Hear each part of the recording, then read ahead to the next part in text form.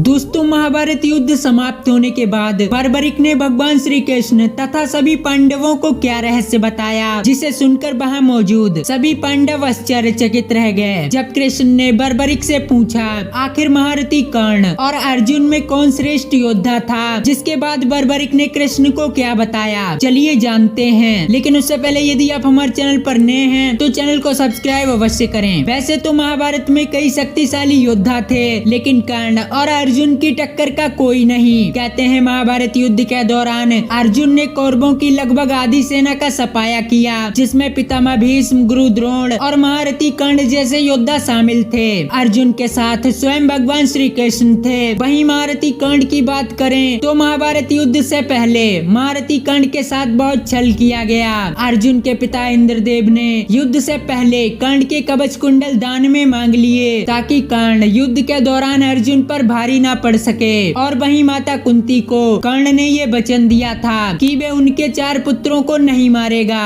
भगवान कृष्ण कर्ण की ताकत को भली भांति जानते थे, क्योंकि कर्ण ने अपनी दिग्विजय यात्रा के दौरान द्रुपद, शल्य और भगदत्त जैसे महारथियों को परास्त कर अपने अधीन कर लिया था। महारथी कर्ण को परास्त करने का सामर्थ्य किसी में नहीं था, क्योंकि युद्ध के दौरान अर्जुन ने भी कर्ण को मारने के लिए छल का सहारा लिया था। वहीं महारथी कर्ण की मृत्यु के बाद जब कृष्ण और अर्जुन तथा सभी पांडव हस्तिनापुर लौटे, तभी सभी पांडवों और अर्जुन में बहुत घमंड आ जाता है। अर्जुन कृष्ण से कहते हैं, हे माधव, आप हमेशा कर्ण की प्रशंसा किया करते थे, लेकिन आपने देखा मैंने कैसे कर्ण को अकेले परास्त कर दिया। जिसके पश्चात भगवान श्री कृष्ण बहुत चिंतित हो जाते हैं और वे उन सभी का घमंड तोड़ने के लिए उनको बर्बरिक के पास ले जाते हैं। तब बर्बरिक के पास आते ही श्री कृष्ण ने पूछा, हे बर्बरिक, बताओ महारथी कर्ण और अर्जुन में कौन श्रेष्ठ योद्धा था? कौरवों तथा पांडवों में किसकी सेना में अधिक बल था? तब बर्बरिक ने श्री कृष्ण को बताया,